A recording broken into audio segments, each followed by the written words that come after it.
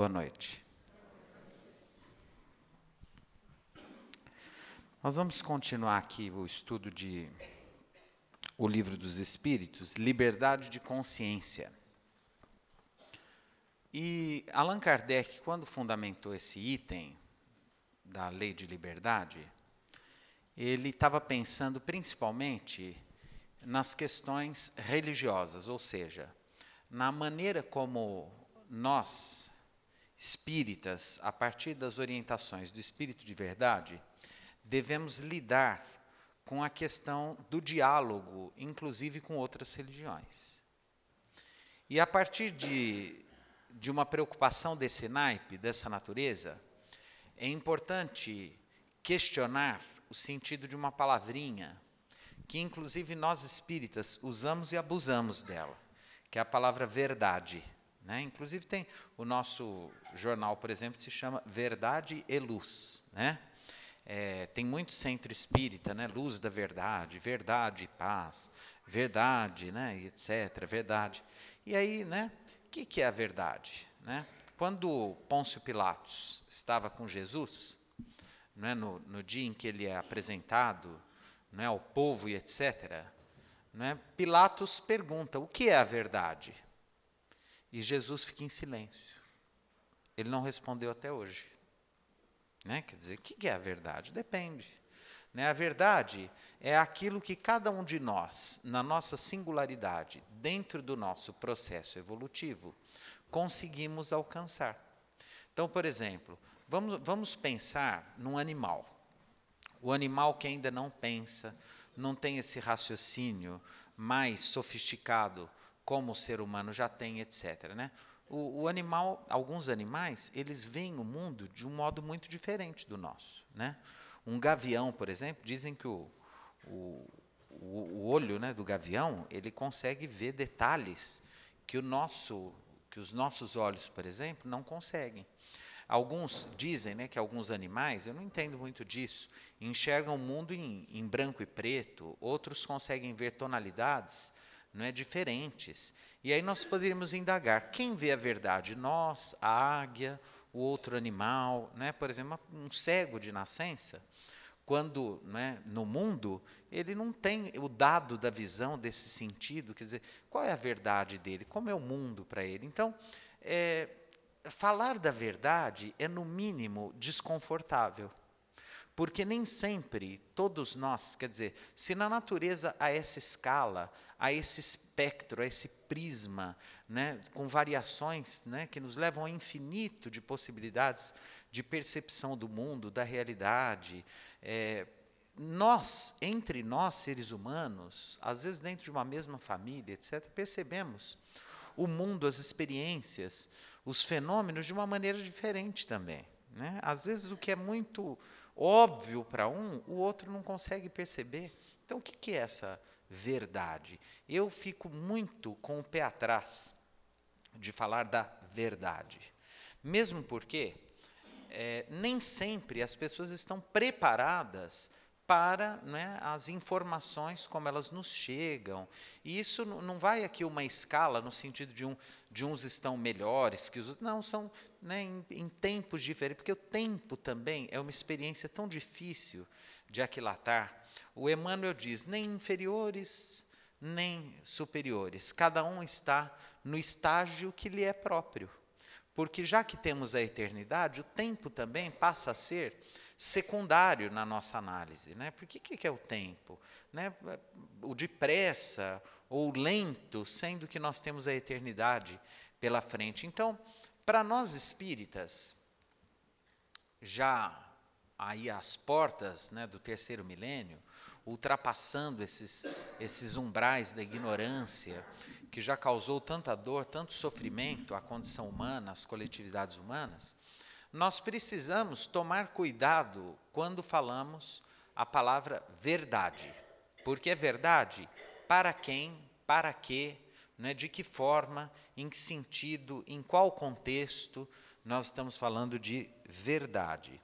Os espíritos usam uma palavra aqui, na questão 841, que eu prefiro do que a verdade. A questão é a seguinte: Devemos, por respeito à liberdade de consciência, deixar que se propaguem as doutrinas perniciosas, quer dizer, aquelas que fazem mal, né, perniciosas, ou podemos, sem atentar contra essa liberdade, procurar conduzir para o caminho da verdade os que se desviaram para falsos princípios. Então, quem usa a palavra verdade é Kardec na pergunta. Kardec pergunta sobre a verdade. Nós temos o direito, de tentar demover os outros, de suas religiões, de suas crenças, etc. E os espíritos dizem assim: certamente se pode e mesmo se deve, mas ensinai, a exemplo de Jesus, pela doçura e persuasão, e não pela força. Porque seria pior que a crença daquele a quem desejasseis convencer. Se há alguma coisa que possa ser imposta, é o bem e a fraternidade. Mas não acreditamos que o meio de fazê-lo seja a violência. A convicção não se impõe. Então, os espíritos usam a palavra convicção, ao invés de crença. Quer dizer, Kardec usa a palavra verdade, mas os espíritos usam a palavra convicção. Então, na verdade, caberia a todos nós, muito mais a experiência da convicção, da fé, da crença, do que propriamente a certeza da verdade.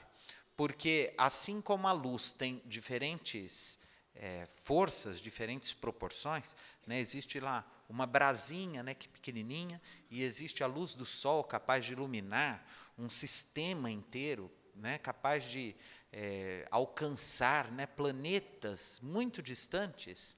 Assim também a verdade. O que é essa verdade?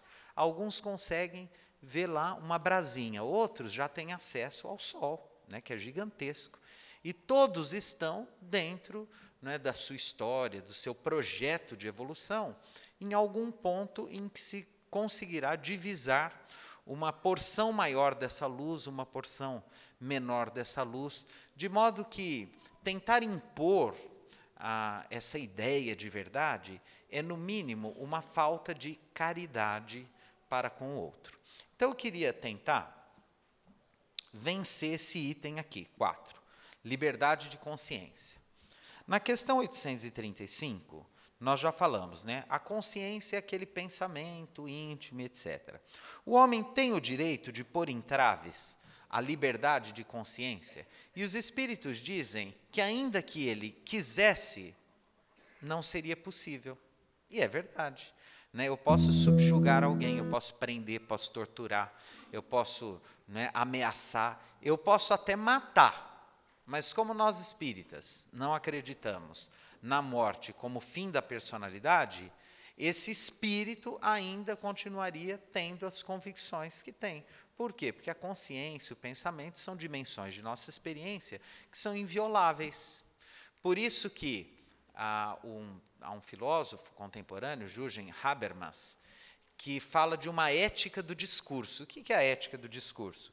Como nós não conhecemos os pensamentos uns dos outros, pelo menos aqui no estágio de encarnados, nós temos que, no mínimo, estabelecer uma ética, no sentido do ethos aristotélico, buscar uma vida feliz, para todos, uma vida média feliz, para toda a coletividade, através do nosso discurso. Como assim através do nosso discurso?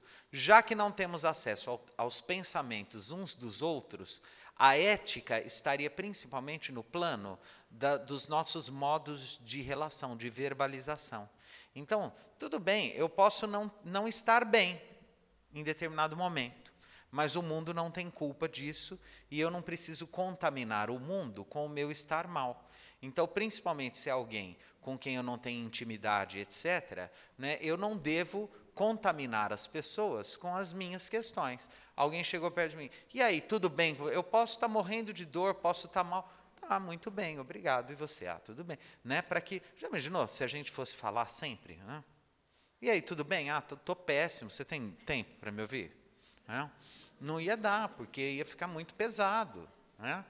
Então, o que é essa ética do discurso? No mínimo, nós temos que ter o bom senso de poupar o próximo das nossas queixas. a não ser que esse próximo, né, tenha algum mecanismo para nos ajudar de alguma forma e seja pertinente, seja adequado, seja o caso. Né? Porque se o outro também não pode fazer nada, né, e se a gente não perguntou se ele está disponível para nos ouvir, nós devemos, no mínimo, poupar o mundo de nossas queixas. Já que nós ainda não somos espíritos evoluídos o suficiente para poupar o mundo de nossas vibrações mentais, porque aí já é demais, né? Quer dizer, manter sempre o pensamento elevado, a gente até busca, mas já que a gente não consegue isso, se a gente conseguir pelo menos manter a nossa linguagem no plano do diálogo, no plano do discurso, né, subjetivo aí, né, no plano dos nossos contatos sociais e etc., manter um nível adequado, um bom nível de relações, né, já temos um avanço aí. Ah, mas isso é hipocrisia? Não, isso é caridade. Isso é caridade. Hipocrisia é, né, fazer elogios infundados, ficar, não é, adulando pessoas. Isso é hipocrisia. Né? Agora, ser adequado, pertinente, conveniente, poupar o mundo de nossas queixas desnecessárias, não é hipocrisia, é educação. É educação e é caridade para com o próximo, que de verdade não tem culpa de nossos problemas. Ninguém tem. Esses dias chegou a mim uma prece, né, de um teórico, Peirce. O Peirce foi um grande teórico de uma abordagem da psicologia chamada Gestalt. Né? E eu não me lembro exatamente com as mesmas palavras, mas era uma oração, entre aspas, em que ele dizia assim: eu sou eu, você é você. Eu tenho os meus problemas, você tem os seus problemas. Nem eu sou responsável pelos seus problemas, nem você é responsável pelos meus problemas. Não coloque em mim as expectativas em relação à sua vida, como eu não tenho direito de colocar em você as expectativas da minha vida. Se em algum momento da vida nós dois nos encontrarmos, vai ser muito bom. Se não, tudo está certo. Eu achei lindo isso. E é verdade ou não? É. Por quê? Porque a gente nasce sozinho, morre sozinho, vive às vezes sozinho, às vezes divide a vida, né? Mas a gente tem essa mania de achar que o outro é nosso, que o filho é nosso, né? Esses dias eu estava lendo um poema ou eu já fugindo de novo? Não vou fugir não, vou ficar quieto aqui. Não, pode? É um poema da Cora Coralina, grande poetisa goiana, né? Em que ela dizia que ela negava veementemente o amor dos pais do passado. Né, que ela diz assim, que no passado, aquele negócio dos pais de antigamente, ela dizia que era muito mais sentimento de posse, orgulho, não é, e perversão do que amor. Né, aqueles pais que espancavam, batiam, né, mandava na família, nos filhos, tinha que fazer do jeito que eles queriam. Eu falei, isso não era amor. Né? E aí ela disse que isso era um ranço do pater familias, lá do direito romano antigo, que tinha poder de vida e morte sobre a sua descendência, sua prole. Né?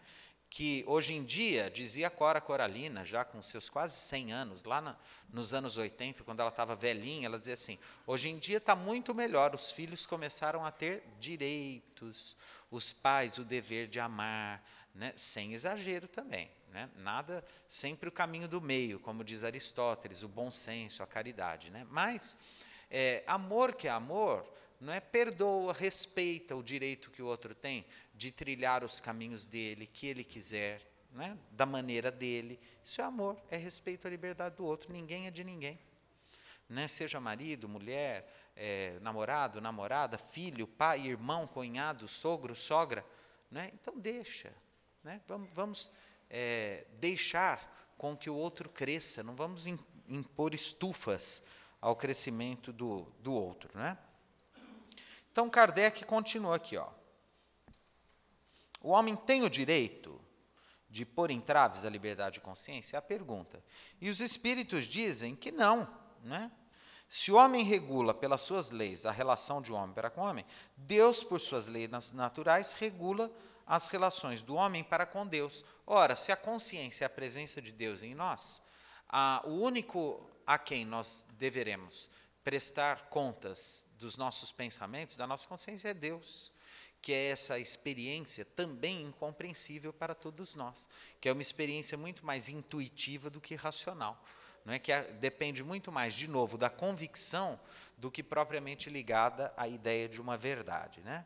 E qual o resultado dos entraves à liberdade de consciência? Kardec continua, vai fazendo perguntas. Qual é o resultado dos entraves à liberdade de consciência? E os espíritos respondem: constranger os homens de maneira diversa do seu modo de pensar, o que é torná-los hipócritas.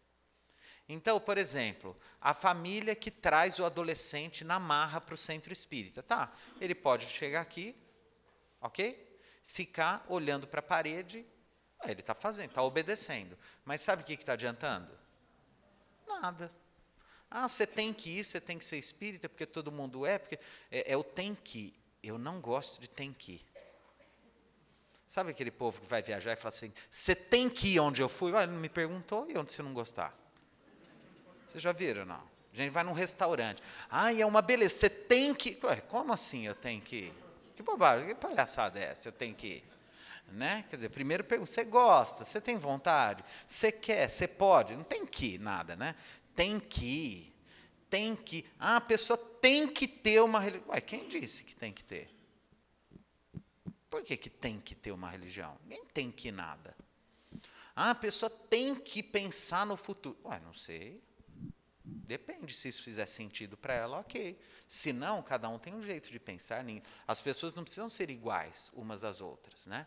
Então, cada um de nós pensa de um jeito, pensa na sua própria vida, né? Pensa naquilo que faz sentido. Né? Não adianta a gente tentar impor pela força, né? Por quê? Porque nós vamos gerar pessoas hipócritas, né? Que fazem... não é, todo ritual exterior, que cumprem aquilo que o mundo diz que tem que cumprir, e, na verdade, aquilo não se coaduna com as suas convicções interiores. Né? A liberdade de consciência é uma das características da verdadeira civilização e do progresso. Ou seja, quando a gente quer impor pela força um modo de pensar, a gente está caindo num dos fenômenos mais terríveis da civilização contemporânea, que é o chamado fundamentalismo religioso. O que é o fundamentalismo religioso? A crença de que existe uma verdade absoluta e que é preciso impor pela força essa verdade, como numa guerra. O que a gente vê aí? Os atentados terroristas, islâmicos, etc. A guerra lá em Israel, não é? Em nome de um Deus, em nome de uma religião, em nome de uma seita, em nome de uma igreja. Não é? Isso tudo é fundamentalismo. Esses dias o Papa Francisco andou dando depoimentos aí, dizendo que ninguém tem o direito, no campo da sexualidade, não é, de ficar julgando moralmente aquilo que o sujeito, não é, o indivíduo, não é, se orienta sexualmente, etc. Quer dizer, o Papa falando isso. A igreja está avançando. Com esse Papa aí, pelo jeito, a igreja também está avançando. Né? O seu modo de pensar, a sua mentalidade está se abrindo, está conseguindo vislumbrar aí alguma luz. Né? Olha, as pessoas não têm direito de invadir a liberdade de consciência dos outros, o que cada um gosta, o que cada um faz, a maneira como cada um vive sua vida. Falou que os casais divorciados têm direito a participar da igreja, né? Daqui a pouco eles vão poder comungar, porque não podem e tal, né? Aquela coisa toda. Porque ele está tentando aproximar a igreja de um jeito de ser mais caridoso, mais próximo do cristianismo autêntico. E nós, espíritas, temos que fazer o mesmo. Nós não podemos ficar no fundamentalismo, julgando consciências como se fôssemos donos da verdade, arrogando para nós o direito de apontar o dedo para os outros e julgando as pessoas. Né? Cada um tem sua vida, cada um sabe onde dói, o seu calo, onde está, né? Trancadinho, escondidinho lá no seu sapato. Cada um sabe exatamente onde dói a vida, e nós não temos direito de ficar aí julgando ninguém. Né? Depois, toda crença é respeitável, ainda mesmo quando notoriamente falsa. E os espíritos são muito claros. Eles dizem, desde que essas crenças conduzam à prática do bem, não há problema nenhum. Então, toda crença é respeitável. Se o sujeito está indo lá, na igreja evangélica, pentecostal, protestante, católica, se o sujeito é judeu, se ele é muçulmano, se ele se dedica, não é, a um pensamento materialista, ateu, se ele vai no culto budista, no Seixonoye, na Umbanda, no Candomblé, o que quer que seja, se aquilo está fazendo bem para ele se encontrou lá, e ele está se tornando uma pessoa melhor, e está evoluindo dentro daquele, nós não temos direito de julgar ninguém. Cada um encontra os seus caminhos. Nós estamos aqui porque aqui nós encontramos um discurso que faz sentido para a gente. Outro vai encontrar em outro lugar um discurso que naquele momento de evolução dele, enquanto espírito, faz mais sentido para ele. Ele se identifica mais, se afiniza mais, e nós não temos o direito de julgar consciências alheias e tentar demovê-lo do seu modo de pensar. Né? Quando a gente fala, por exemplo, de divulgação da doutrina espírita, não é imposição de nosso modo de pensar, é a tentativa de tornar mais acessível para aqueles que querem conhecer espiritismo aquilo que é o espiritismo. Mas o outro pode estar muito bem, muito feliz na religião dele, e nós não temos o direito de criticar. Cada um tem a religião que quiser. E às vezes o outro na religião dele, se ele tiver, né, cônscio dos seus deveres, fazendo o bem, vivendo a caridade, a generosidade, a compaixão, pode ser que ele esteja evoluindo mais do que a gente que se acha espírita e que é superior a todo mundo. Não é. Então, cada um dentro dos seus princípios de amor, de caridade, deve buscar a sua evolução. Os espíritos falam com muita clareza, vejam a resposta deles. Toda crença é respeitável quando é sincera e conduz à prática do bem. As crenças reprováveis são as que conduzem ao mal. Então, se a gente vê que uma pessoa se tornou má, se ela está fazendo o mal, né, aí é reprovável. Mas se ela não está fazendo mal para ninguém, e se ela, pelo contrário, inclusive, está fazendo o bem, aprendendo o bem, e se aquilo está fazendo o bem para ela, inclusive, nós não temos direito de criticar. Porque não é Olimpíada, não é competição, não é a religião que é melhor, não é nada disso. Isso é característica de espíritos maduros, adultos, que já estão, né, nessa possibilidade de ver dessa forma. Somos repreensíveis por escandalizar em sua crença aquele que não pensa como nós? Pergunta de Allan Kardec. Somos repreensíveis, quer dizer, estamos errados, quando, por escandalizar em sua crença aquele que não pensa como nós. Então, vamos traduzir. Discutir e tentar, né, humilhar ou expor o outro que não pensa como nós. Resposta. Isso é faltar com a caridade e atentar contra a liberdade de pensamento. Por isso que nós, espíritas, não devemos sair por aí discutindo religião. Se alguém tenta nos ferir de alguma forma, porque somos espíritas, nos provocar, é o momento da gente ficar quietinho, concorda, né? Isso não vai levar a nada. Você está num ambiente lá que alguém está falando, nossa, quantas vezes eu já fui provocado para falar de espiritismo. Eu não falo, eu não discuto, eu concordo. Ah, o espiritismo é uma porcaria, bom. Eu falo, é verdade, tal. Eu vou discutir para quê? Né? Quer dizer, não, deixa quieto. Né? Se um dia alguém quiser vir no centro, venha, a gente dá o endereço, dá o horário das reuniões. Olha, você quer ir lá? Vai lá, vamos estudar junto, tal. Né? Isso. Né? Eu não tenho que ficar convencendo ninguém de nada, porque essa não é a nossa tarefa. E se a gente puder ajudar, inclusive sem falar de religião, é melhor ainda. Quantas vezes não aparece na nossa vida a oportunidade da gente ser útil e bom, sem precisar falar de religião? Até para não contaminar o nosso gesto com uma apelação proselitista. Né? Esse negócio de ficar, a gente doa lá a cesta básica, mas só para a família que aceita ouvir o evangelho. Eu tenho um horror disso. A gente distribui, mas a família que não aceita ouvir o evangelho, eu tenho um horror disso. Por quê? Porque eu acho que é humilhante. Quer dizer, olha, você já é pobre, miserável, desgraçado, sua vida é uma porcaria, você reencarnou numa condição terrível, e eu, em nome de Jesus, te obrigo a ficar quieto me ouvindo, meia hora, 1 hora, para eu te dar uma porcaria de uma cesta básica. Vai para o inferno esse espírita. Vocês estão entendendo ou não? Isso aí não é caridade nem aqui, nem na China. Então, uma coisa assim, olha, nós distribuímos essa cesta e temos um evangelho. Se você, meu amigo, quiser ficar para ouvir, vai ser um prazer, mas não é obrigado. Isso é caridoso. Nós estamos distribuindo. Que Deus te abençoe, faça bom proveito do que a gente está te dando, né? Agora, nós temos um evangelho, depois ou antes, se você quiser chegar, e pronto, e pare. Se você quiser participar, fique à vontade. Se não, dá a impressão que a gente está na Idade Média, aqueles monges, né, que distribuíam coisas, em troca você tinha que jurar fidelidade, essa coisa toda. Né? Então, isso é baixo, isso é triste.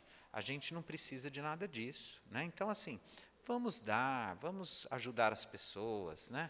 Agora, sem impor a crença na nossa verdade, nada disso, porque isso é falta de caridade para com aquele que a gente está tentando ajudar de alguma forma. Então, vamos tentar fazer o bem, né? Viver o evangelho, o amor, porque o amor, a prática do evangelho legítima, verdadeira, autêntica, ela não tem rótulo. O amor, ele não é um amor católico, ele não é um amor espírita, ele sequer é um amor cristão. O amor é sempre, fundamentalmente, um sentimento divino.